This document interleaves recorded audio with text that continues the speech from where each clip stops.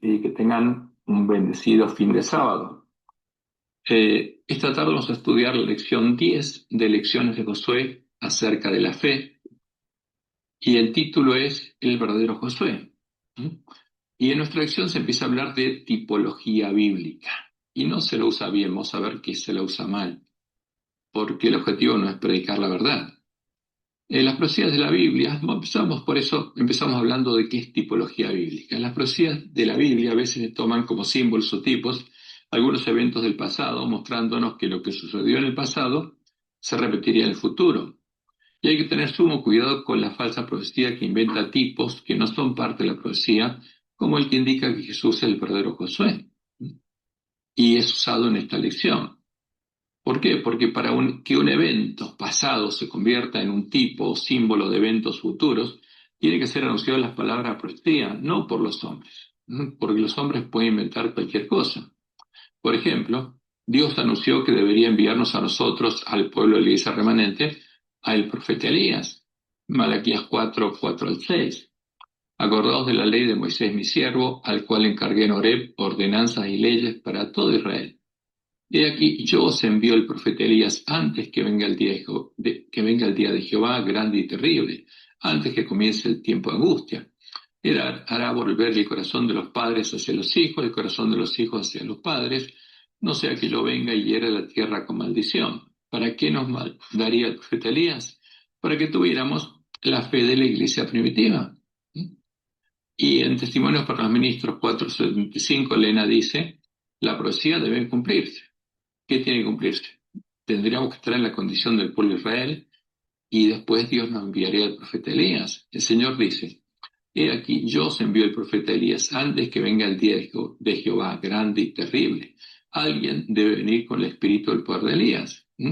¿Y quiénes van a ser los que hagan la obra de Elías? Como dice Malaquías 3:16, los que temían a Jehová, los que teman a Jehová, los que comprendan quién es Dios verdadero y teman a Jehová y les den el verdadero alimento a tiempo a sus hermanos, como dice Malaquías 3:16 en adelante. Entonces los que temían a Jehová, porque Elías significa el que teme a Jehová, hablaron cada uno a su compañero.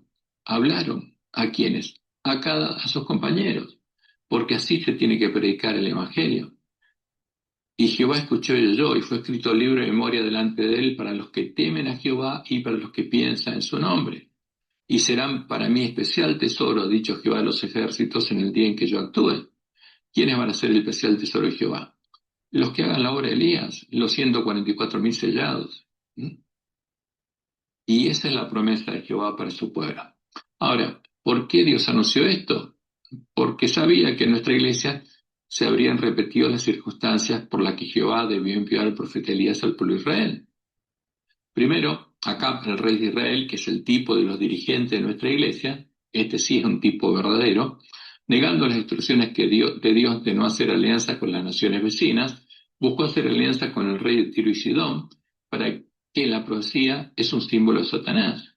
En Ezequiel 28, el rey de Tiro es Satanás, y el príncipe de Tiro es su hijo, el hombre de pecado. Y lo mismo harían nuestros dirigentes buscando la mitad de las iglesias caídas y uniéndose a las iglesias en las cuales Dios separó el pueblo adventista. Segundo, como parte de esta alianza, Acab se casó con la hija del rey de Tiro y Sidón, con Jezabel, que era profetisa de Baal, y se convirtió en un tipo de las tropas que levantó Constantino, uniendo a los apóstatas de la iglesia primitiva a la región pagana del Imperio Romano, ¿no? Que es la iglesia universal o católica del Imperio Romano, a la que Jesús llama la mujer Jezabel, que adora a Baal, a los dioses la bandera negra de los paganos disfrazados de cristianos. Y luego, en Israel, Acab edificó templos para Baal y Acera, el rey y la reina del cielo, y Jezabel hizo matar a los profetas de Jehová y puso en su lugar los profetas de Baal, los profetas que comían de la mesa de Jezabel. Y eso es lo que estaría pasando en medio de la iglesia remanente. ¿Por qué? Porque nuestros ministros habrían sido preparados para ser profetas del Dios de la mujer Jezabel, profetas de Baal, profetas de la Trinidad. Eso es lo que hacen nuestras facultades de teología. Y el pueblo de Israel quedó engañado, creía adorar al Dios de Israel, a Jehová, y estaba adorando a los dioses paganos de Jezabel. Lo mismo estaría pasando con el ángel de la Odisea, con las vírgenes dormidas, que estarían adorando a la Trinidad, a la que Jehová llama la falsa roca, que son dioses, que había sido puesta en nuestra iglesia en lugar de Jehová. Y esa es la razón por la cual tuvo que enviar al pueblo de Israel al profeta Elías, para que viera la diferencia entre Jehová y los Baales, los dioses de Jezabel. Por la misma razón lo enviaría al pueblo de la iglesia remanente. ¿Y qué tuvo que hacer Elías? Mostró la diferencia entre Jehová y Baal. Y acercándose Elías a todo el pueblo, dijo: ¿Hasta cuándo claudicaréis vosotros entre los pensamientos? Si Jehová es Dios, seguidle, y si Baal, y en nuestro caso, si la imagen de la bestia, a la que el mensaje del tercer ángel nos amonesta no adorar, el Dios de Jezabel, el Dios de la bestia y el falso profeta, el dragón, id en pos de él. Ese es el mensaje de Elías. Y este es un verdadero tipo profético. Ahora, en nuestra lección se habla de el verdadero Josué. ¿Y quién es el verdadero Josué? El verdadero Josué es el israelita que temía a Jehová y, guiado por Jehová, introdujo a Israel en la tierra prometida. Pero el que lo introdujo realmente, ¿quién fue? Fue Jehová. ¿Qué significa en hebreo el nombre Josué? Significa Jehová salva, o el Salvador es Jehová, y anuncia lo que Jehová haría para redimirnos. Y la pregunta es, fíjense la imagen que aparece en nuestra lección. El verdadero Josué, y ahí aparece una imagen supuestamente Josué, y adelante una supuesta imagen de Jesús, del Mesías. Y la pregunta ¿es el verdadero Josué, como da a entender nuestra lección, el verdadero Mesías? ¿No? Y la respuesta es clara: no. Veremos que el verdadero Mesías no es el verdadero Josué, porque en nuestra lección se presenta falsa profecía, como Dios anunció que sucedería. Y como veremos, esa es una interpretación del falso evangelio que asigna roles a los dioses de la falsa roca, que son dioses, buscando hacer que la vida de Sodoma, el falso Jesús, que es el disfraz de Satanás, ocupe el lugar de Jehová en nuestra adoración. Por eso, al que hace referencia a nuestra lección como el verdadero Josué, es el falso Mesías. Es uno de los dioses de la bandera negra de los paganos, el Dios hijo de la Trinidad, Baal hijo, la abominación soladora de la que habló el profeta Daniel, como podemos observar en el edicto de Tesalónica del año 380 después de Cristo, y es el disfraz cristiano de Satanás, el que busca ocupar en nuestra iglesia el lugar de Jehová, como buscó hacerlo en el cielo, y lo ocupa en la iglesia universal o católica del Imperio Romano. Y esto es lo que Dios le mostró a Jehová y la visión del gran conflicto. El tiempo de la gran apostasía de Balaam. Esto me fue presentado de la siguiente manera. Una gran compañía de idólatras paganos llevaba una bandera negra sobre la cual se veían figuras del sol, la luna y las estrellas, que son las imágenes de los dioses paganos. Esta compañía parecía feroz y airada. Se demostró luego otra compañía que llevaba una bandera de un blanco puro, sobre la cual estaba escrito: pureza y santidad a Jehová.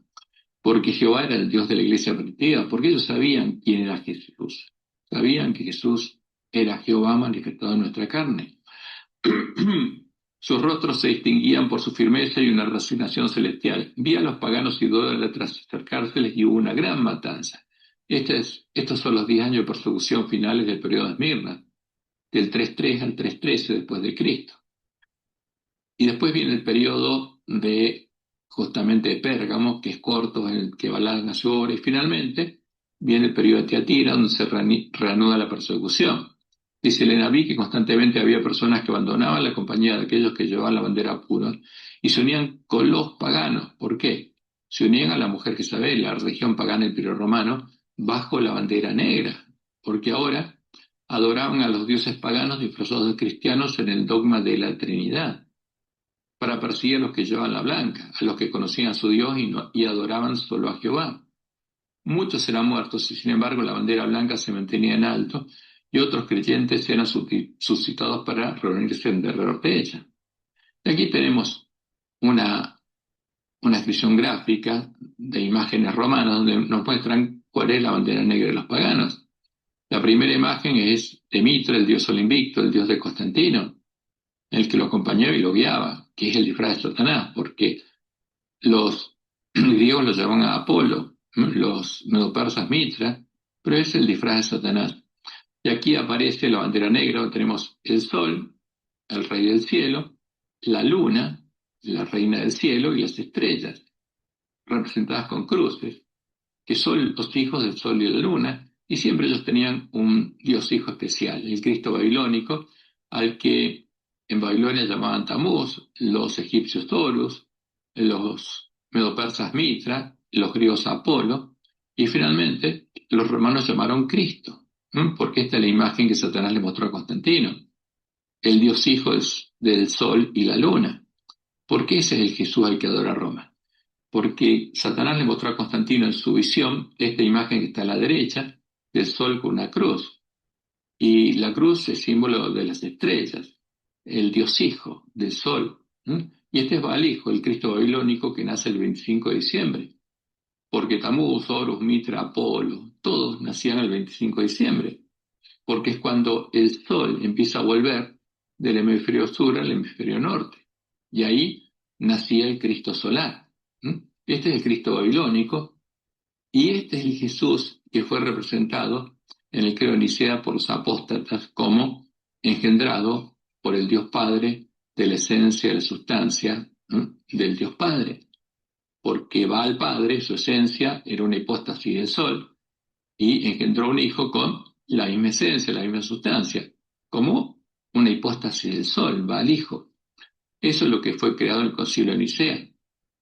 Y a eso justamente adoraron los que llegaron a conocer las profundidades de Satanás y se convirtieron en asesinos de sus hermanos. Y estas son las imágenes de la bandera negra de los paganos, y el Dios Hijo de la Trinidad es la imagen que Satanás le mostró en su visión a Constantino, la imagen de Baal Hijo, al que se llamaba Tamuz, Horus, Mitra y Apolo, porque ese es el Cristo babilónico. Y ese Cristo es el que se introdujo en nuestra iglesia. Acá tenemos el libro de la Trinidad, donde justamente los que lo escribieron dicen que adoramos al mismo Dios que Roma, por al Dios definido por Atanasio en el tiempo, uno de los miembros de la escuela de Alejandría, que eran todos platónicos porque eran paganos, eran gnósticos porque tenían experiencias místicas como las tuvo Ignacio de Loyola y después las tienen los jesuitas. Son las experiencias místicas que ocurren en las solas con Cristo, en las solas con Jesús, o en las 40 madrugadas, o como hacen algunos en Primero Dios cuando usan las meditaciones ignacianas. Pero ¿a quién adoran?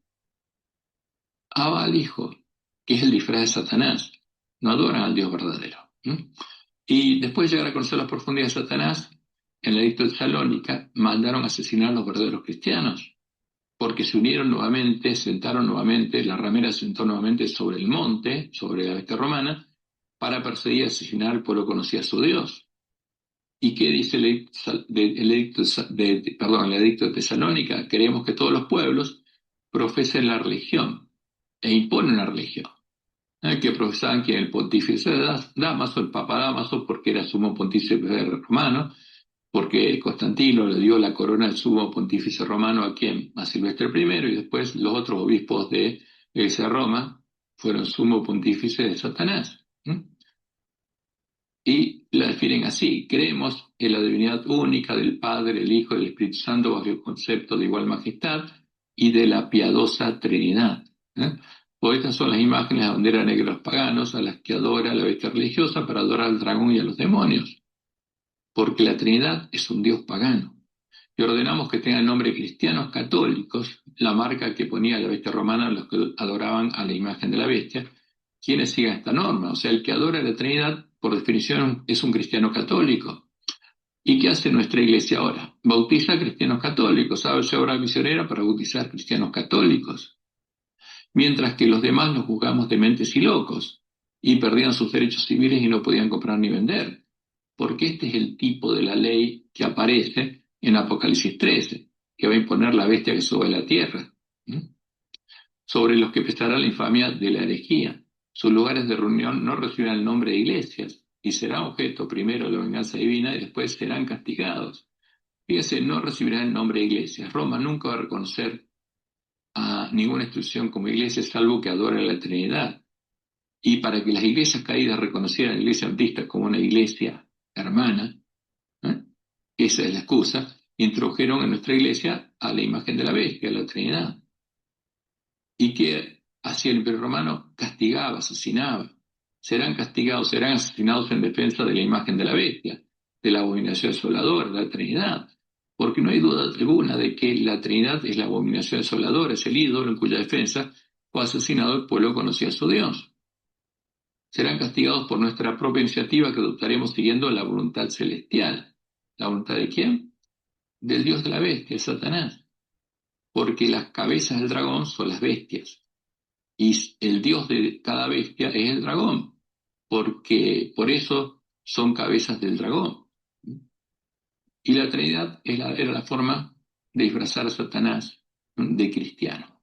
Y como Dios le mostró en el Juan la visión del gran conflicto, primeros escritos 211, Satanás se regocijaba por la caída de tantos, y entonces incitó a la iglesia caída, quien a Roma, a obligar, porque esta es la ley dominical activa, a quienes querían conservar la pureza de su religión, a que accediesen a sus ceremonias y al culto de las imágenes. ¿Qué imágenes? Las definidas en la Trinidad o recibirse en la muerte. Los fuegos de la persecución se encendieron nuevamente contra la verdadera iglesia de Cristo, la iglesia del desierto, y millones fueron muertos sin misericordia. ¿Por qué? Porque los que hacían esto habían llegado a conocer las profundidades de Satanás, eran hijos del diablo. Y ellos se negaban a adorar la abominación desoladora, la Trinidad. Como anunciaban las palabras profecías, los que adoraban a la Trinidad adoraban a Satanás, el dragón, el dios de todas las bestias, que son las cabezas del dragón. Y Daniel 11 fue muy claro. Daniel 11, 37 al 39, hablando del hombre de pecado, del Dios de sus padres, de Jehová, no hará caso, porque es un apóstata, ni el amor de las mujeres, ni respetará a Dios alguno, porque sobre todo se engrandecerá, mas honrará en su lugar, en lugar de Jehová, ¿a quién? Al Dios de las fortalezas, al dragón, el Dios de todas las bestias, porque la bestia romana tenía un Dios, que es el dragón, y el hombre de pecado, para hacer cuerno pequeño, necesitaba adorar al dragón, porque Roma adora al dragón. Ahora, lo triste es que cuando nosotros adoramos al Dios de Roma, también adoramos al dragón. Como dice la profecía, se maravilló toda la tierra en pos de la bestia y adoraron ¿a quién? Al dragón. Dios que sus padres no conocieron. Lo honrará con oro y plata, con piedras preciosas y con cosas de gran precio. Con un Dios ajeno, Dios ajeno, el Dios de la bandera negra de los paganos, disfrazado de cristianos, se hará de las fortalezas más inexpugnables y colmará de honores a los que le reconozcan, y por precio repartirá la tierra. Y como escribió Elena de White, la gente quedó del todo engañada, se le enseñó que el Papa y los sacerdotes eran los representantes de Cristo. ¿De qué Cristo eran representantes? Del Cristo babilónico, de Satanás, cuando en verdad lo eran de Satanás, y a Satanás adoraban, llamándolo Dios, Jesús y Cristo, cuantos ante ellos se postraban. Pues Satanás está detrás del Jesús de la Trinidad, la imagen de la bestia, la abominación desoladora, a la que adoran la bestia y el falso profeta, al que Jesús, el sermón profético, interpretando la profecía de Daniel 12, identificó como la abominación desoladora de la que habló el profeta Daniel. Pues nosotros no tenemos que interpretar Daniel 12, Jesús ya lo interpretó. Y vamos a las palabras de Jesús, el sermón profético. Y será predicado este evangelio del reino. ¿Qué evangelio del reino? El evangelio del reino de Dios, de Jehová, en todo el mundo, para testimoniar a todas las naciones, y entonces vendrá el fin. Y cuando llegue el fin, todo el mundo será parte del reino de Dios o del reino del dragón, y haber recibido el sello de Dios o la marca de la bestia. Por tanto, dice Jesús, cuando veáis el lugar santo, la abominación desoladora de que habló el profeta Daniel, el que lee, entienda. ¿Y cómo entendemos la profecía? Viendo la historia del cumplimiento de la profecía. ¿Cuál es la abominación asoladora? La abominación en cuya defensa fue asolado el pueblo que conocía a su Dios y fue echado por tierra el lugar santuario de Dios y la verdad. Entonces, los que estén en Judea, está hablando de la gran multitud de los circuncidados por Dios en el corazón, que simbólicamente estarán en la cima del monte Sión, huyan a los montes. Terminó la misión de ustedes, ya está.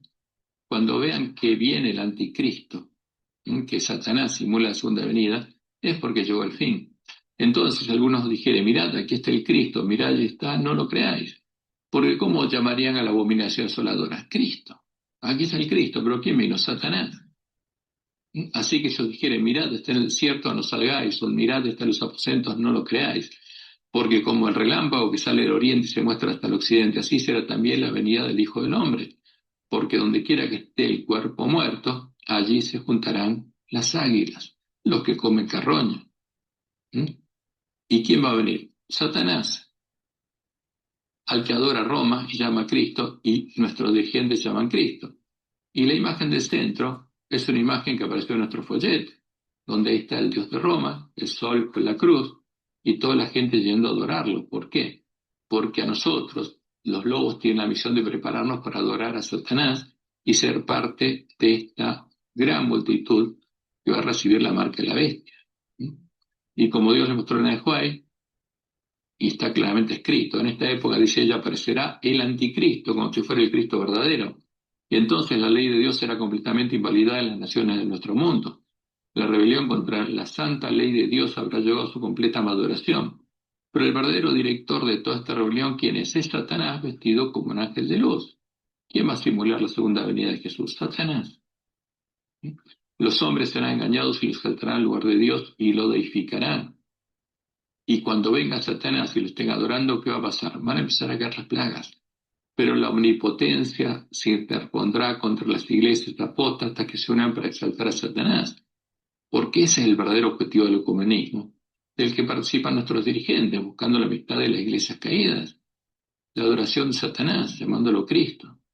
Y se pronunciará la sentencia, por lo cual en un solo día vendrán sus plagas, muerte, llanto y hambre, y será quemada con fuego, porque poderoso es Dios el Señor que la juzga. Apocalipsis 18:8. Y Apocalipsis 19:20 nos dice, y la bestia fue apresada y con ella el falso profeta, que había hecho delante de ella las señales con las cuales había engañado a los que recibieron la marca de la bestia y habían adorado a su imagen. El disfraz cristiano, Satanás y los demonios. Estos dos fueron lanzados vivos dentro de un lago de fuego que arde con azufre. Ahora, dentro del falso profeta, ¿quiénes van a estar? Los adventistas nominales, que van a recibir la falsa lluvia tardía que Satanás va a derramar sobre ellos, y van a recibir poder, y van a seguir haciendo señales y milagros.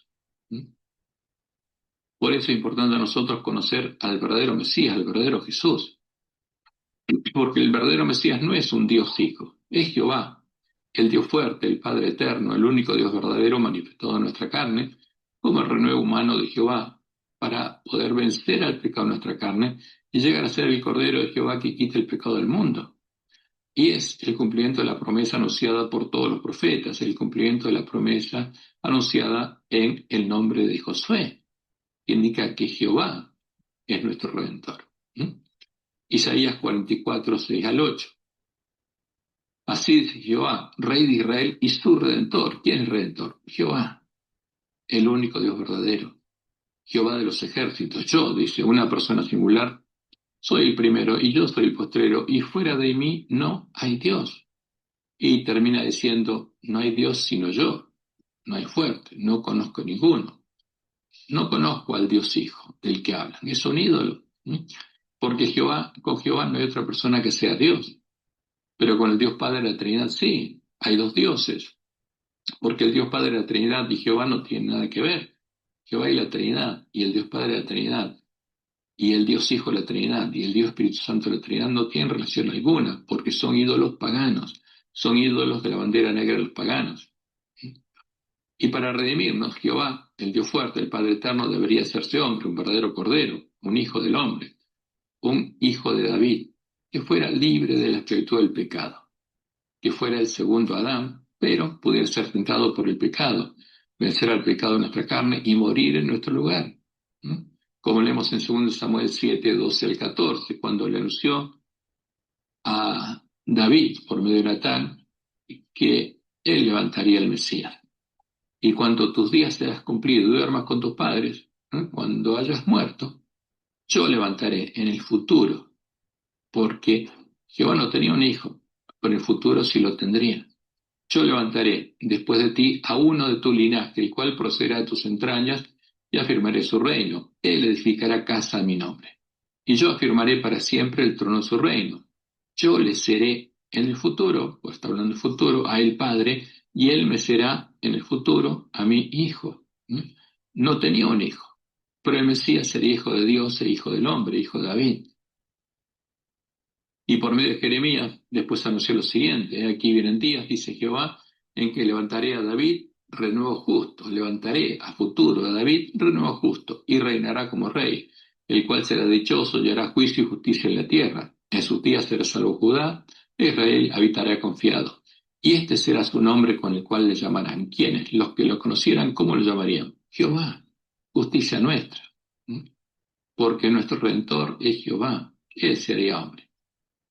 Y en Isaías 9:6 es muy clara la palabra, porque un niño humano, un hombre, nos es nacido, hijo nos es dado y el principado sobre su hombro, y se llamará en el futuro su nombre admirable, consejero, Dios fuerte, Padre eterno. ¿Había otra persona que fuera Dios y fuerte como Jehová? No, él no conocía ninguna. ¿Quién es? El único Dios verdadero. El verdadero Jesús es Jehová. Dios fuerte, Padre eterno, Jehová el Señor, príncipe de paz. Él sería el príncipe de paz. ¿Mm? Y en Isaías 43 se nos dice, vos que claman en el desierto, preparad camino ¿a quién? A Jehová. Enderezad casa a la soledad ¿a quién? A nuestro Dios. Porque el verdadero Mesías es Jehová nuestro Dios. Y Juan, por supuesto, Juan el Bautista lo sabía. ¿Mm? Y David también. Y leemos en Isaías 47:4, nuestro Redentor, Jehová de los ejércitos de su nombre, el Santo de Israel. Y en Isaías 45, que también es una definición muy clara, nos dicen que Jesús es Jehová. Así dice Jehová a quien, al Mesías. El trabajo de Egipto, las mercaderías de Etiopía y los sabeos, hombres de elevada estatura, se pasarán a ti y serán tuyos. Irán en pos de ti, pasarán con grillos, te harán reverencia y te suplicarán diciendo, ciertamente en ti está Dios, en ti está Jehová. Y no hay otro fuera de Dios. Aparte de Jehová no hay otra persona que sea Dios. Verdaderamente tú eres Dios, eres Jehová. Porque el pueblo conocía a su Dios, sabía que Jesús es Jehová, que te encubre, Dios de Israel, Jehová, que salvas. Confusos y avergonzados serán todos ellos, irán con afrenta todos los fabricadores de imágenes. Israel será salvo en Jehová con salvación eterna. No os avergonzaréis ni os afrentaréis por todos los siglos, porque así dijo Jehová, que creó los cielos, Él es Dios. El que formó la tierra, el que la hizo y la compuso, no la creó en vano, para que fuese habitada la creó. ¿Y qué dijo Jehová? Yo, una persona singular, soy Jehová y no hay otro. ¿Mm? ¿Quién es nuestro Redentor? La única persona que es Dios, Jehová, que se hizo hombre como el renuevo humano de Jehová. ¿Mm? Por eso, en el Nuevo Testamento, Pablo indica que hay un solo Dios, Jehová, y que ese único Dios fue manifestado en carne, que el Mesías es Jehová, nuestro Dios y Padre manifestado en carne. 1 Timoteo 2:5. Porque hay un solo Dios, ¿quién es Jehová? Y un solo mediador entre Dios y los hombres, Jesucristo hombre, un hombre. ¿Mm? Porque el Mesías es un hombre y tuvo que vencer al pecado como hombre, por la fe en su Dios y Padre, por la fe en Jehová, como todos sus hermanos. Y en 1 Timoteo 3:6 leemos, e indiscutiblemente grande es el misterio de la piedad. Dios fue manifestado en carne, Jehová fue manifestado en carne para salvarnos, porque el verdadero Jesús es Jehová. Justificado en el Espíritu, visto a los ángeles, predicado a los gentiles, creído en el mundo, recibido arriba en gloria. Que al manifestarse en nuestra carne, el Dios invisible se hizo visible. Su renuevo humano era visible, y el que lo veía estaba viendo una rama visible de el árbol invisible, el árbol espiritual invisible. Por eso Jesús le dijo a sus discípulos que el que lo veía a él, veía al Padre, veía a Jehová, a nuestro Dios y Padre. Juan 14:6-9. Jesús le dijo, yo soy el camino y la verdad y la vida, nadie viene al Padre, sino por mí.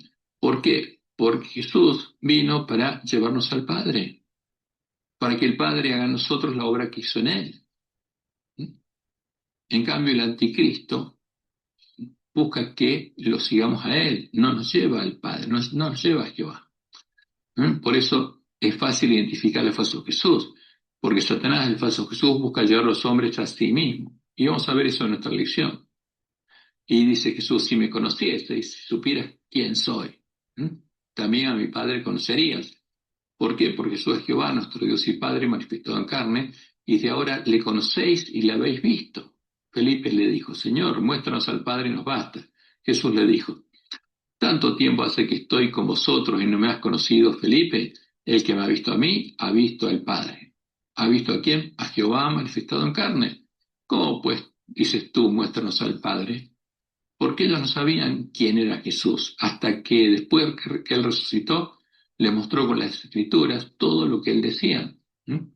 Y al morir, tomando nuestro lugar, el verdadero Mesías nos redimió de la esclavitud en el reino del pecado y la muerte, el reino del príncipe de este mundo, y él es la puerta del templo de Jehová y la piedra del ángulo del templo de Jehová.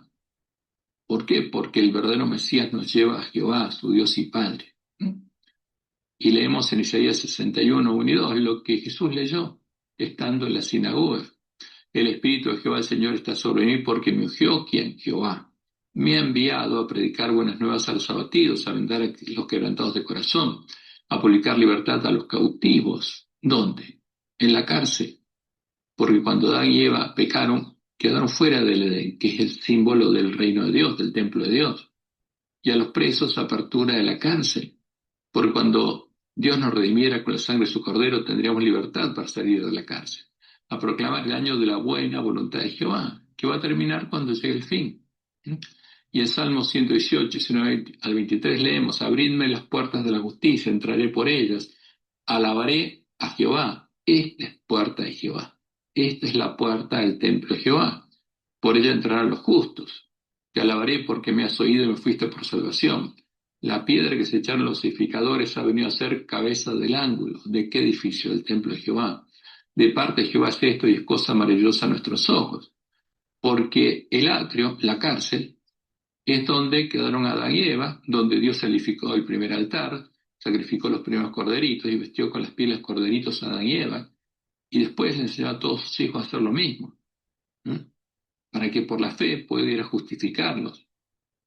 Pero cuando murió Jesús, el verdadero Jesús, no el Cristo niceno, el ídolo, cuando murió el verdadero Jesús, la profecía del altar se cumplió, porque este es el lugar donde Dios confesó y cargó nuestros pecados sobre su Cordero, y Él murió tomando nuestro lugar para redimirnos de la esclavitud en el reino del pecado y la muerte, la gran ciudad que se llamaba Babilonia, Sodoma y Egipto. Y se abrió la puerta de la cárcel y la puerta de la casa de Dios, para que nosotros podamos salir de la cárcel, los esclavos del pecado puedan salir de la cárcel y entrar a la casa de Dios, al antitipo del tabernáculo, al antitipo del Edén, de Canaán, que es el reino de Dios, y empezar a recorrer el camino angosto que lleva a la vida, para finalmente ser puestos en la mesa de los panes de la provisión de Dios a su pueblo, panes ya sin levadura y ungidos con aceite. Y ahora vamos a ver cuál es el antitipo de la obra de Josué. El antitipo de la obra de Josué, la obra de introducir en el tiempo el nuevo pacto al pueblo fiel a Jehová, en el antitipo de Canaán, que es un símbolo del reino y el templo de Jehová, para engendrarlos de nuevo como sus hijos, llevarlos encima del monte Sión, no la haría el anticristo, el falso Jesús, el Dios Hijo de la Trinidad, haría Jehová, nuestro Creador, el Dios y Padre, el verdadero Mesías y de todos sus hermanos. Como leemos en Deuteronomio 32, 3 al 6, porque el nombre de Jehová proclamaré, engrandeced a nuestro Dios. Él, una persona singular, es la roca, cuya obra es perfecta, porque todos sus caminos son rectitud, Dios de verdad y sin ninguna iniquidad en él, es justo y recto. La corrupción no es suya, sus hijos es la mancha, generación torcida y perversa. Y termina diciendo, así pagáis a Jehová por lo loco e ignorante, ¿no es él tu Padre que te creó? ¿Quién nos creó? El Verbo, no, Jehová nos creó, el único Dios verdadero. Él, una persona singular, te hizo y te estableció. Y como leemos en Isaías 64:8, ahora pues Jehová tú, una persona singular, eres nuestro Padre. Nosotros barro y tú el que nos formaste, así que obra de tus manos somos todos nosotros. Porque Jehová es nuestro Padre y es nuestro Redentor. Y leemos en el anuncio del Evangelio del Reino de Dios en Isaías 52, 6 al 9. Por tanto, mi pueblo sabrá mi nombre por esta causa en aquel día, porque yo mismo que hablo de aquí estaré presente. Cuán hermosos son sobre los montes los pies del que trae alegres nuevas, del que anuncia la paz, del que trae nuevas del bien, del que publica salvación, del que dice a Sión, tu Dios reina, Jehová reina, porque es el reino de Jehová. Voz de tus atalayas alzarán la voz, juntamente darán voces de júbilo, porque ojo a ojo verán que Jehová vuelve a traer a Sión, porque es una profecía para nuestro tiempo, porque Jehová estuvo llevando a Sión a su pueblo, desde Pentecostés en el 31, por 1260 años, hasta que los lugares asolados hasta que el lugar santuario de Dios fue echado por tierra y la verdad se perdió el conocimiento de la verdad. Pero en este tiempo los lugares asolados volverían a ser reedificados y Jehová volvería a traer a Sión. ¿A quiénes? En primer lugar, a los 144.000 sellados del pueblo adventista. ¿Mm? Y los lugares asolados serían reedificados. Cantad alabanzas, alegraos juntamente, soledad de Jerusalén, porque Jehová ha consolado a su pueblo, a Jerusalén ha redimido. ¿Quién hace la obra? Jehová, nuestro Dios y Padre. ¿Mm? Y es lo que anunció que haría después de redimirnos, Deuteronomio 36. Y circuncidará a Jehová tu Dios tu corazón y el corazón de tu descendencia, para que ames a Jehová tu Dios con todo tu corazón y con toda tu alma, a fin de que vivas. Porque el que tiene vida es el que tiene el amor de Dios en el corazón, como dice Juan, en primera de Juan. ¿Mm? Nosotros sabemos que pasó de muerte a vida en que amamos a los hermanos.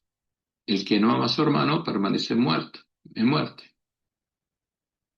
Y en Jeremías anunció qué haría para circuncidarnos. Pero este es el pacto que haré con la casa de Israel después de aquellos días, dice Jehová. Daré mi ley en su mente y la escribiré en su corazón.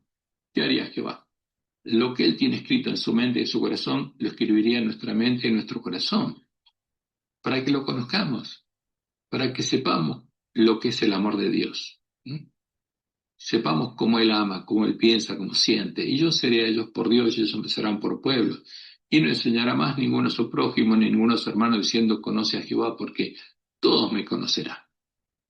Todos van a ser parte del pueblo que conoce a su Dios. Desde el más pequeño de ellos hasta el más grande, dice Jehová. Porque perdonaré la maldad de ellos y no me acordaré más de su pecado. ¿Quién haría todo esto? Nuestro Dios y Padre, Jehová. Y en Ezequiel anuncia que lo haría de este modo: esparciré sobre ellos, sobre vosotros agua limpia, y seréis limpiados de todas vuestras inmundicias, de todos vuestros ídolos os limpiaré.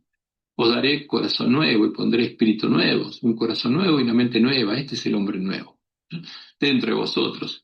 Y quitaré de vuestra carne el corazón de piedra, os daré un corazón de carne. Y pondré entre vosotros mi espíritu, mi presencia, y haré. ¿Quién haría todo? Jehová. Dice: yo haré que andéis en mis estatutos y guardéis mis preceptos y los pongáis por obra. Yo voy a hacer que puedan recorrer el camino angosto que lleva a la vida. Yo los voy a llevar a la cima del monte de Sión. ¿Mm? Y en Isaías 26:12 leemos justamente una profecía: Jehová, tú nos darás paz, porque también hiciste en nosotros todas nuestras obras. Eso es lo que van a decir todos los redimidos. Hiciste en nosotros. ¿Quién? Jehová. ¿Quién te llamará a nosotros? Jehová. Porque Él es el Espíritu Santo de la promesa. Hiciste en nosotros todas nuestras obras. ¿Mm? Y en Isaías 8:16 al 18, acá hay un pedido del Mesías a su Padre. ¿Qué le pide? Que la obra que hizo en Él la haga de sus hermanos. Ata el testimonio, sella la ley entre mis discípulos, ¿no? Porque este es el pedido del Mesías a su Padre. Esperaré pues a Jehová, el cual escondió su rostro en la casa de Jacob, y en él confiaré. He aquí, yo y los hijos que me dio Jehová, porque los discípulos de Jesús serían hijos de Dios, ¿no? Jesús es el primogénito. Y después Jehová tendría muchos hijos, que serían parte de la simiente de la mujer. Y aquí yo y los hijos que me dio Jehová somos por señales y presagios en Israel, de parte de Jehová de los ejércitos que mora en el monte de Sión, ¿sí? Que es un símbolo del reino de Dios. Y como dice Pablo en Romanos 8:28 al 30, sabemos que los que aman a Dios, a los que aman a Jehová, todas las cosas les ayudan a bien. Esto es a los que conforme a su propósito son llamados. Porque a los que antes conoció también, ¿quién? Jehová. Dios los predestinó para que fuesen hechos conformes a la imagen de su Hijo. Porque eso es lo que está representado en la mesa de los panes a proposición de Dios. ¿No? Que todo su pueblo va a representar la imagen de Jesús. Panes de levadura ungidos con aceite. Porque a nosotros nos predestinó para que fuésemos hechos conformes a la imagen de su Hijo, para que Él sea el primogénito entre muchos hermanos e hijos de Dios. Esa es la promesa. Es la promesa más hermosa que podemos oír. Y a los que Jehová, Dios, predestinó, a estos también Jehová llamó, y a los que llamó, a estos también Jehová, Dios, justificó, y a los que justificó, a estos también Jehová, Dios, glorificó. Los transformó en imagen de Jesús, para que su gloria se vista en ellos y su nombre sea santificado. porque esta es la promesa. ¿Mm? Y en Filipenses 2:13 Pablo dice, porque Dios es el que en vosotros produce así el querer como el hacer por su buena voluntad. ¿Quién lo hace? ¿Jesús? No, no. Jesús es el primogénito entre muchos hermanos. El Padre Jesús, el Dios y Padre Jesús es el que hace la obra. Y eso sería recuperado. Por eso Apocalipsis 14:6-7, el conocimiento del verdadero evangelio sería recuperado. Dice, vi volar por medio del cielo otro ángel, que ya no es el ángel de la Odisea, que está desnudo, ¿m? Que tenía el evangelio eterno, porque había sido recuperado el conocimiento del evangelio del reino de Dios, la verdad echada por tierra, para predicarlo a los moradores de la tierra en primer lugar, y ese I fue borrado en nuestra Biblia, a toda nación, tribu, lengua y pueblo, después diciendo a gran voz, temed a Dios, a quien, a Jehová, y dadle gloria, porque la hora de su juicio ha llegado, y adorad a aquel que hizo el cielo y la tierra, el mar y las fuentes de las aguas, como dice Éxodo 20:11, porque en 6 días hizo Jehová, nuestro Dios y Padre, todas las cosas. ¿Mm? Y ese conocimiento que obtendríamos en la última generación no lo tenían nuestros pioneros, lo obtendríamos en el tiempo de la última generación, cuando las vírgenes fueran despertadas por el clamor de medianoche. Eso es lo que Dios le mostró a la Juan en su primera visión. Y ella dice, como Dios me ha mostrado el camino que el pueblo adventista ha de recorrer en viaje a la santa ciudad. Y dice, alcé los ojos y vi un sendero recto y angosto trazado muy por encima del mundo. El pueblo adventista andaba en dirección a la ciudad que se veía en su último extremo. En el comienzo del sendero, detrás de los que ya andaban, las vírgenes sensatas o las que corren el camino, había una luz brillante que, según me dijo un ángel, era el clamor de medianoche. ¿Cuándo el pueblo adventista vería iluminado ese camino? Después de dormirse, cuando fuera despertado en el tiempo de la última generación. Esta luz brillaba a todo lo largo del sendero, porque es la luz del Evangelio del Reino de Dios, que alumbraba los pies de los caminantes para que no tropezaran.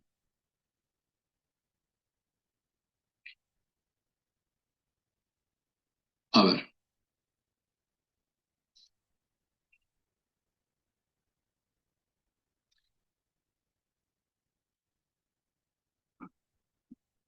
bueno, no sé qué pasó. Me habían puesto en muto y desaparecieron todos los que estaban observando. No sé qué pasó, algo está pasando. Alguien no quiere que lo grabemos, pero Dios sí quiere que lo grabemos. Y como dice Jesús, y será predicado este Evangelio del Reino, el Evangelio del Reino de Dios, el Evangelio del Reino de Jehová en todo el mundo para testimonio a todas las naciones, y entonces vendrá el fin. ¿Mm? Después miré, y aquí el Cordero está en pie sobre el monte de Sión, símbolo del reino de Dios, y con él 144.000 que tenían el nombre de él y de su Padre escrito en la frente. Y esto ocurre antes del tiempo de angustia. Y ahora vamos a enfocarnos en nuestra lección, porque lamentablemente tenemos que verlo, porque esto es lo que van a oír nuestros hermanos, están oyendo durante toda la semana. Vamos a ver los falsos conceptos sobre el Evangelio. En nuestra lección hay muchos falsos conceptos, como el que indica que Jesús es el verdadero Josué, y vamos a analizar algunos de ellos a la luz de la palabra de Dios. Y leemos la lección de hoy, sábado 29 de noviembre. Esta semana examinaremos los principios de interpretación bíblica relativos a la tipología. Estudiaremos cómo la propia Biblia contiene indicadores de tipología y cómo la vida de Josué prefigura el ministerio del Mesías, que no es así, y apunta a realidades que tienen que ver con la iglesia y con la consumación de la historia humana. ¿No? Y lo primero que vemos es que habla el santuario del Nuevo Pacto y toman una versión ecuménica de la Biblia y que dice lo siguiente. Al usar una Biblia ecuménica, trasladan los errores los traductores, que son siervos de los que quitaron el continuo, e indican que el santuario donde Jesús oficia no estaba en la tierra, y estaba en la tierra. Y vamos a ver por qué. Este otro párrafo de la lección de hoy, sábado 29 de noviembre. También, por supuesto, el servicio del santuario terrenal apuntaba a una realidad mucho mayor. Pero Cristo ya vino y ahora es el sumo sacerdote de los bienes definitivos, el santuario donde el ministro es más grande y más perfecto. Y no es hecho por mano de hombres, es decir, no es de este mundo, o sea, no está en este mundo. Ahora, ¿qué dice la carta de Hebreos? No habla de este mundo, habla de esta creación, porque ese templo no es creado por hombres. Hebreos 9:11, pero la Reina Valera en 1960. Pero estando ya presente Cristo, somos sacerdotes de los bienes venideros por el más amplio y más perfecto tabernáculo, no hecho de manos, es decir, no de esta creación, porque habría una nueva creación, que es lo que Dios estaba haciendo con sus hijos. ¿Por qué no hecho de manos? Porque el que lo edifica es Dios. Por eso el autor de Hebreos indica claramente que el templo donde Jesús oficiaba el continuo eran los miembros de la iglesia primitiva, que por supuesto estaban en este mundo, y aunque ya no eran del mundo. Eran parte del reino de Dios, el reino de los cielos, eran piedras vivas con las que se edificaba el templo de Jehová. Hebreos 3, 5 y 6. Y Moisés, la verdad, fue fiel en toda la casa de Dios, como testimonio, como siervo para testimonio de lo que se iba a decir. Pero Cristo, donde oficia como hijo sobre su casa, la cual casa somos nosotros, si retenemos firme hasta el fin la confianza y gloriarnos en la esperanza. Porque Jesús fue claro. El que me ama mi palabra guardará, y mi Padre le amará, y vendremos a él, y haremos morada con él. Porque el templo del nuevo pacto eran las piedras vivas, los miembros de la iglesia primitiva, donde Jehová y sus siervos de nuevo moraban. Y ahí se llevaba a cabo el continuo. Y como dice Pablo en Romanos 8, 31 al 34, ¿quién acusará a los escogidos de Dios? Dios es el que justifica, Jehová justifica. ¿Quién es el que condenará? Cristo es el que murió, más aún el que también resucitó, el que además está a la diestra de Dios, el que también intercede por nosotros. Y en 2 Corintios 6, 16 al 18, Pablo dice lo siguiente: y hay que acuerdo hay entre el templo de Dios y los ídolos, porque vosotros sois el templo del Dios viviente. ¿Cuál es el lugar santuario de Dios que echó por tierra al hombre de pecado? Los miembros de la iglesia primitiva. ¿Y cómo lo echó por tierra? Asesinándolos, porque es un asesino. Porque vosotros sois el templo del Dios viviente, como Dios dijo: habitaré y andaré entre ellos y seré su Dios, y ellos serán mi pueblo. Por lo cual, salid de medio de ellos y apartaos, dice el Señor, y no toquéis lo inmundo. Y yo os recibiré y seré para vosotros por Padre, y vosotros me seréis hijos e hijas, dice el Señor Todopoderoso. Porque la iglesia primitiva era el templo de Jehová acá en la tierra.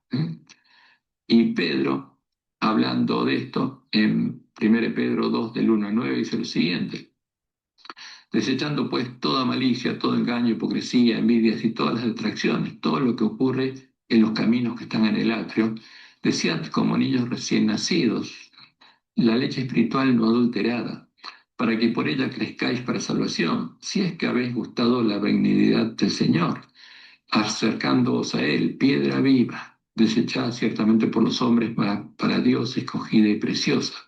Vosotros también, como piedras vivas, que nacieron de Dios, sed edificados como casa espiritual y sacerdocio santo, para ofrecer sacrificios espirituales aceptables a Dios por medio de Jesucristo. Por lo cual también contiene la Escritura, y acá cita Isaías 28, 16. He aquí pongo en Sion la principal piedra del ángulo, la principal piedra del ángulo del templo de Jehová, escogida, preciosa, y el que creyere en él no será avergonzado. Vosotros pues, los que creéis, para los que creéis, él es precioso, pero para los que no creen, la piedra que los edificadores desecharon ha venido a ser cabeza del ángulo. Y acá cita Salmo 118, 1 al 23. Y piedra de tropiezo y roca que hace caer, citando Isaías 8, 13 y 14, donde se dice que Jehová sería la roca en la que tropezarían, porque el Mesías es Jehová, porque tropiezan en la palabra, siendo desobedientes, a lo cual fueron también destinados. Mas vosotros sois linaje escogido, real sacerdocio, nación santa, pueblo adquirido por Dios, para que anunciéis las virtudes de aquel que os llamó de las tinieblas a su luz admirable. Y este era el templo de Dios.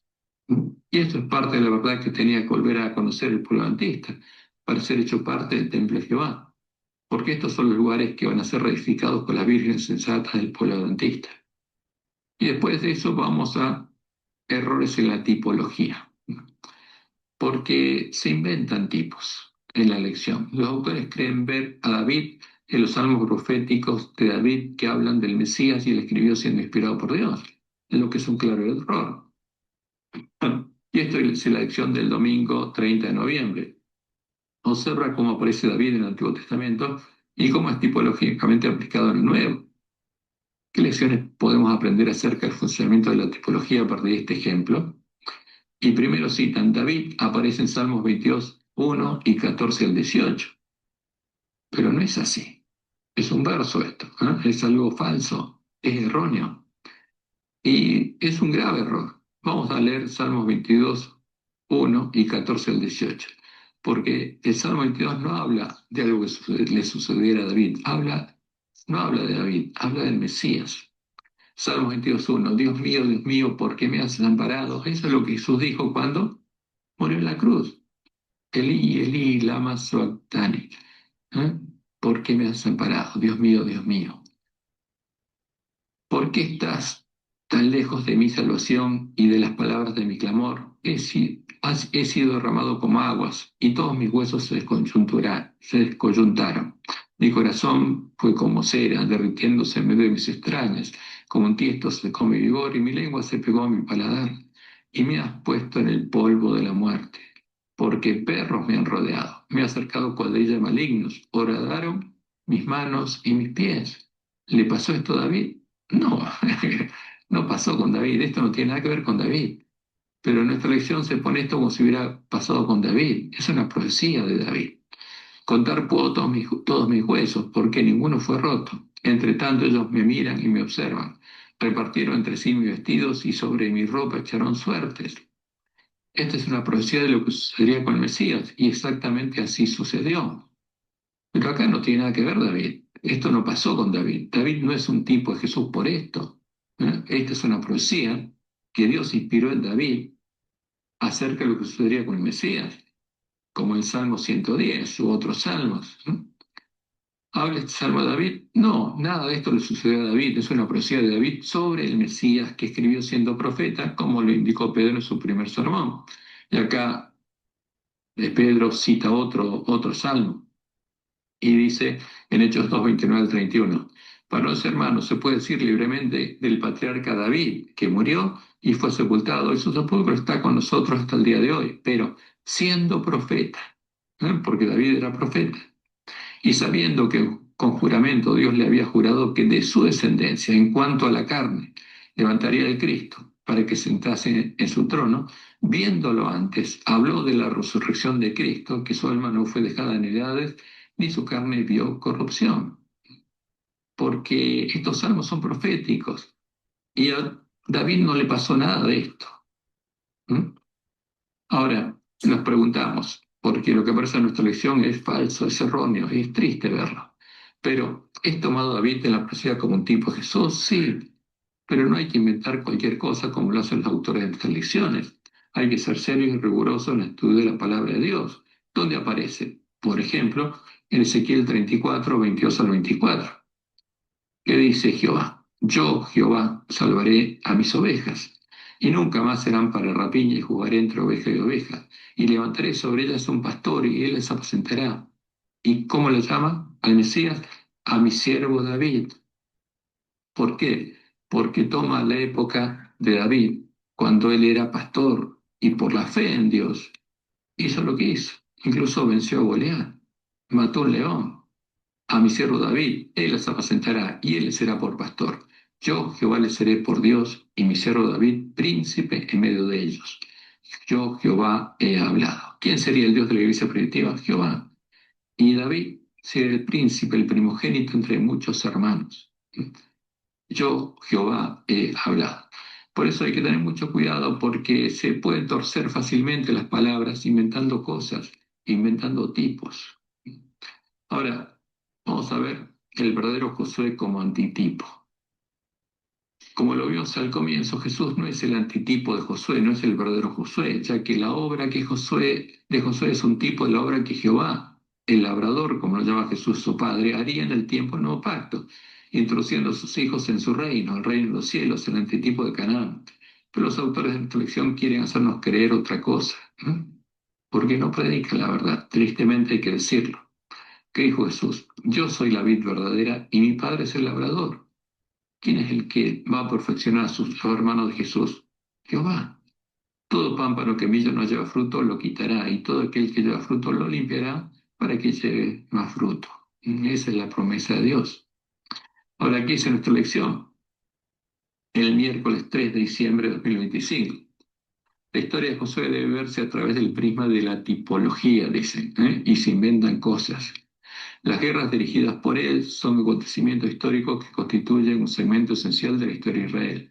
El objetivo de esas guerras era establecer a los israelitas en la tierra prometida, donde podrían disfrutar en paz de la herencia que les había sido asignada y establecer una nueva sociedad basada en los principios de la ley de Dios. Más tarde, autores del Antiguo Testamento como Isaías presentan la obra del Mesías también como consistente en asignar las heredades desoladas a su pueblo. Isaías 49:8, ¿no? Reina Valera de 2015. Es una nueva Reina Valera que tuerce las palabras Reina Valera, utilizando la misma terminología que es tan frecuente en el libro de Josué. Así como la tarea de Josué había sido repartir la tierra a los israelitas, el Mesías, representado como el nuevo Josué, asigna la herencia espiritual a un nuevo Israel. Y esto es un verso, porque como vimos, el que hace la obra de llevar a sus hijos a la cimentación es Jehová. El que los transforma a imagen del Mesías es Jehová, no el Mesías. ¿No? Pero el que aparece acá es el falso Mesías que busca ocupar el lugar de Jehová. Porque Isaías 49 es claro, habla de la obra que Jehová haría cuando nos enviara al Mesías.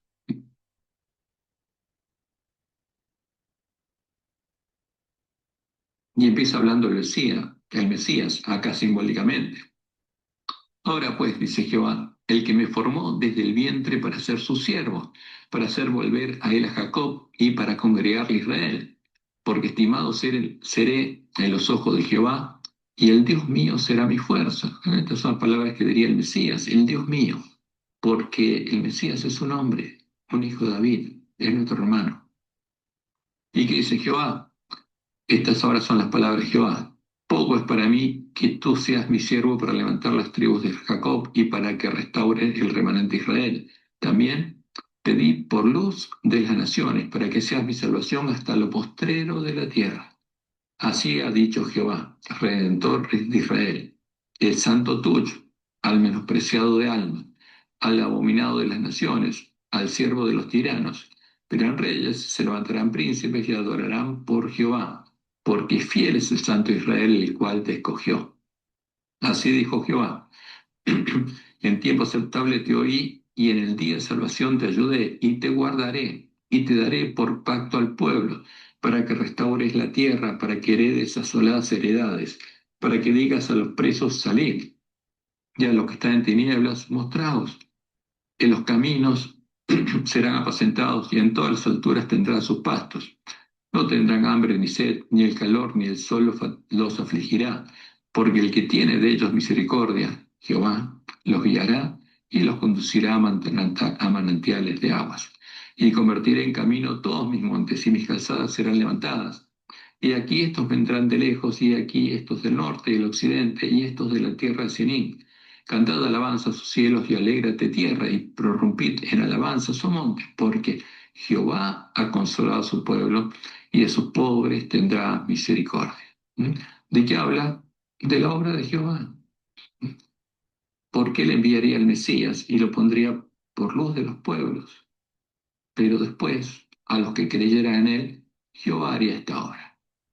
Y como leemos en Isaías 61:2, lo que leyó Jesús, el Espíritu de Jehová, el Señor está sobre mí porque me ungió Jehová, me ha enviado por predicar buenas nuevas a los abatidos, a vendar a los quebrantados de corazón, a publicar libertad a los cautivos. Y es la misma visión nuestra. Y a los presos, apertura de la cárcel, a proclamar el año de la buena voluntad de Jehová, y ahí terminó Jesús, porque el resto tendríamos que hacer la primera parte y la segunda nosotros, porque se completa el tiempo en el que los lugares solo serían reedificados.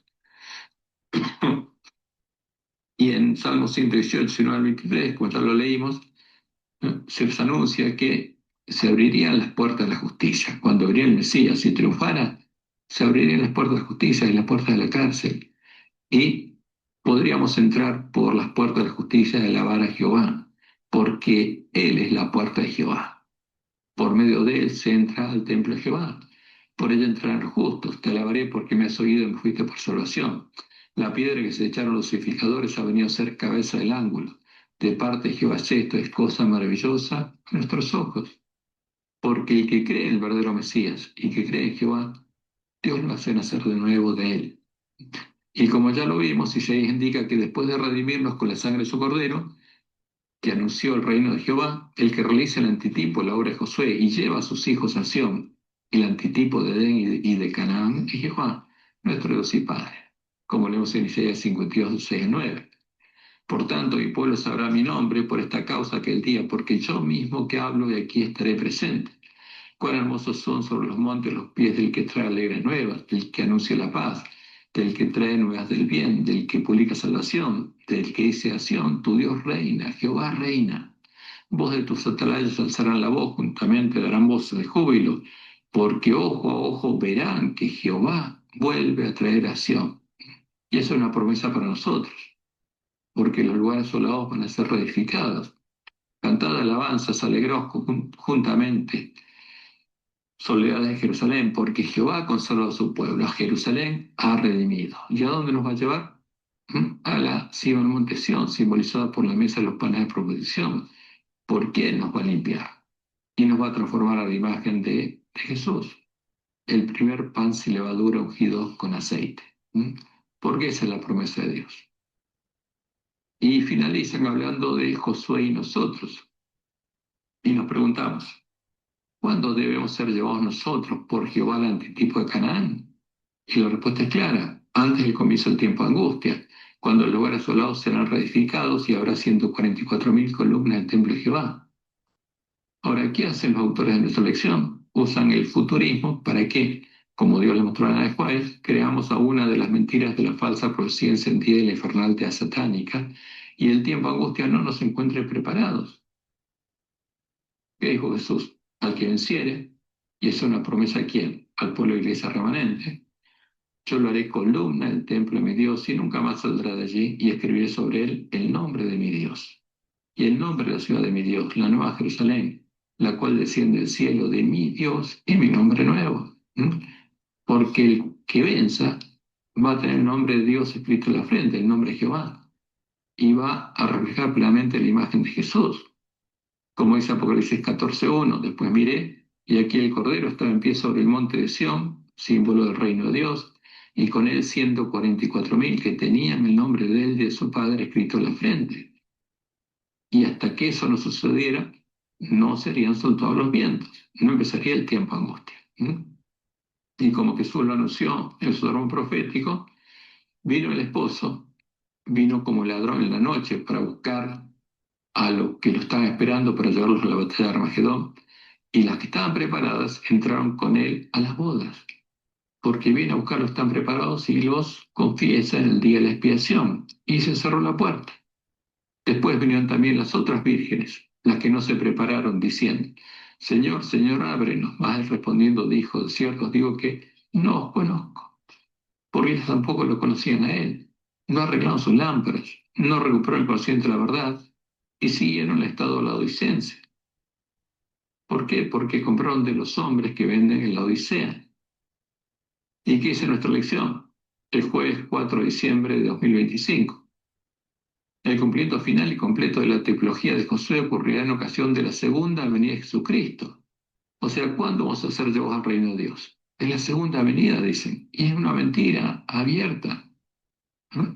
Es una mentira.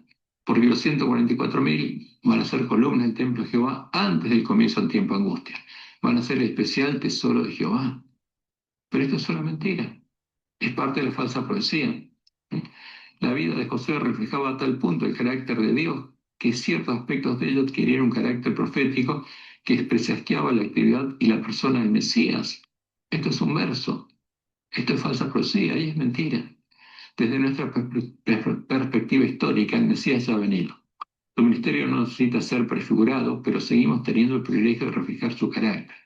La gloria de Cristo, la gloria que Cristo anhelaba compartir con sus discípulos y que puede llegar a ser nuestra si contemplamos el carácter de Cristo. Ahora, cuanto más contemplamos a Jesús, más reflejamos la belleza de su carácter. Ahora, ¿puede el árbol malo dar fruto bueno? No. Puede contemplar a Jesús todo lo que quiera. Pero si Dios no lo transforma en imagen de Jesús, no puede dar ningún fruto, seguirá siendo un árbol malo. Y siguen diciendo esto es fundamental en nuestro caminar diario con Cristo. ¿Quién habla esto? Parece ser un jesuita que camina diariamente con el Cristo niceno. Por eso es tan importante dedicar tiempo al estudio diario de la palabra y a reflexionar acerca de la vida, el carácter y la enseñanza de Jesús. Somos transformados por la contemplación. Y acá el centro de todo, ¿cuál es? La contemplación. La contemplación evangélica probablemente, que creó Ignacio de Loyola. ¿Dónde está la obra de Jehová, nuestro Dios y Padre, en estas palabras? No existe.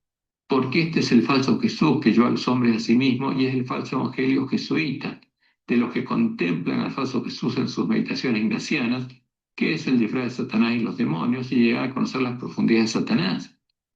Porque si Jehová no lleva a su pueblo a Sión, como dice la palabra del Evangelio del Reino de Jehová, no podemos ir, no podemos ser transformados. Si no nacemos de Dios, de Jehová, quien nos transforma en imagen de Jesús, seguiremos siendo exactamente como ahora. Y si meditamos y contemplamos, como contemplan los jesuitas, vamos a estar peor, no mejor. Vamos a llegar a conocer las profundidades de Satanás y a ser sus hijos, parte de la simiente de la serpiente. Y este es un tema muy delicado, porque lo que aparece en nuestra lección es mentira, es una mentira.